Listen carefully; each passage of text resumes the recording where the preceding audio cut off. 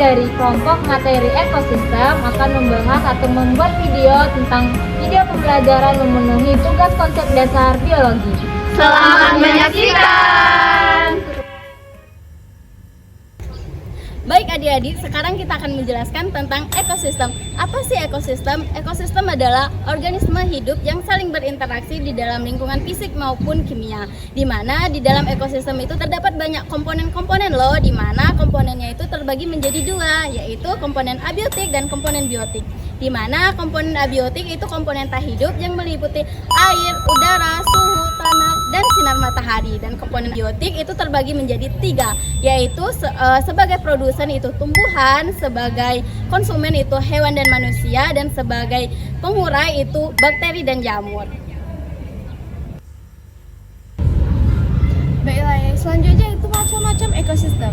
Ekosistem dibedakan menjadi dua, yaitu ekosistem daratan dan ekosistem perairan.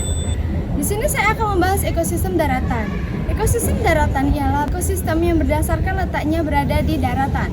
Berdasarkan garis lintangnya atau letak geografisnya, ekosistem daratan dibedakan menjadi beberapa bioma, yaitu bioma gurun, bioma padang rumput, bioma hutan tropis, hutan gugur, taiga atau konifer, dan yang terakhir yaitu bioma tundra.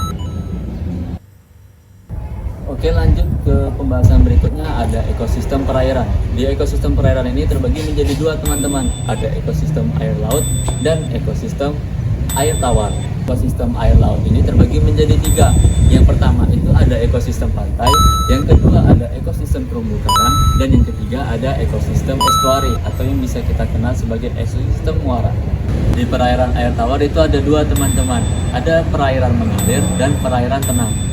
Perairan mengalir ini bisa kita lihat itu seperti sungai, dan perairan tenang ini bisa kita lihat seperti danau dan rawa-rawa. Baiklah adik-adik sekalian, di sini saya akan menjelaskan tentang interaksi antar komponen. Di sini interaksi antar komponen terbagi menjadi tiga. Yang pertama ada predasi, ada kompetisi, dan ada simbiosis. Di sini saya pribadi akan menjelaskan tentang interaksi, yaitu yang namanya predasi. Predasi merupakan hubungan atau interaksi antar organisme yang dimana organisme satu memakan dengan organisme yang lainnya. Nah, organisme atau predasi ini sendiri dibagi menjadi dua, yaitu ada rantai makanan dan jaring-jaring makanan. Rantai makanan adalah interaksi antar makhluk hidup yang dimana makan dan dimakan. Di sini rantai makanan diawali oleh konsumen yang memakan produsen. Produsen di sini bisa kita contohkan yaitu sebagai tumbuhan hijau. Sedangkan jaring-jaring makanan adalah hubungan atau gabungan dari rantai makanan sendiri yang bisa kita contohkan bahwasanya produsen atau tumbuhan hijau tidak hanya bisa dimakan oleh ulat saja, akan tetapi bisa dimakan oleh belalang dan hewan-hewan yang lainnya. Kompetisi dibagi menjadi dua, yaitu kompetisi intraspesies. Kompetisi intraspesies adalah persaingan dalam merebutkan sumber daya bahkan pasangan antara spesies yang satu dengan spesies yang sama. Seperti contohnya kambing jantan yang satu bersaing dengan kambing jantan yang kedua dalam merebutkan kambing jantan betina. Interspesies adalah persaingan dalam merebutkan sumber daya antara spesies yang satu dengan berbeda spesies. Contohnya seperti rumput dan jagung yang sama-sama tumbuh di lahan. Simbiosis adalah hubungan antar makhluk hidup. Yang pertama yaitu simbiosis mutualisme, yang mana simbiosis mutualisme ini adalah hubungan antar makhluk hidup yang saling menguntungkan. Contohnya saja burung jalak dan kerbau, yang mana kerbau bersih dan tidak gatal lagi, sedangkan burung jalak mendapatkan makanan sehingga dia tidak lapar lagi. Selanjutnya yaitu simbiosis komensalisme, yang mana simbiosis komensalisme ini adalah hubungan antar makhluk hidup yang satu diuntungkan dan yang satu tidak dirugikan. Contohnya saja pohon mangga dan bunga anggrek, yang mana bunga anggrek mendapatkan tempat untuk hidup dan bisa berfotosintesis dengan baik, dan pohon mangga tidak dirugikan. Selanjutnya yaitu simbiosis parasitisme, yang mana simbiosis parasitisme adalah hubungan antar makhluk hidup yang satu dirugikan, yang satunya diuntungkan. Contohnya saja adalah manusia dengan nyamuk, yang mana nyamuk bisa mendapatkan makanan dan tidak lapar lagi, sedangkan manusia akan gatal dan bisa menyebabkan malaria atau demam berdarah. Interaksi komponen abiotik dan biotik itu bisa terjadi karena kelangsungan hidup komponen biotik sangat dipengaruhi oleh kondisi komponen abiotiknya.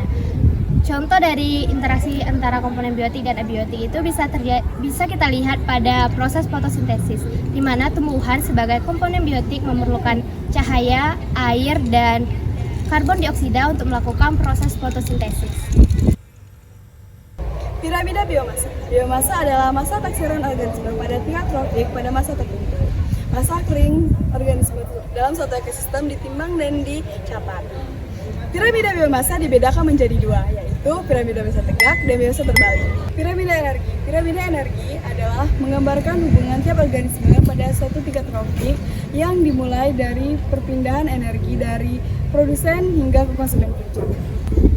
Adik-adik, aktivitas manusia itu dapat berdampak pada keseimbangan ekosistem, di mana dapat berdampak positif maupun negatif.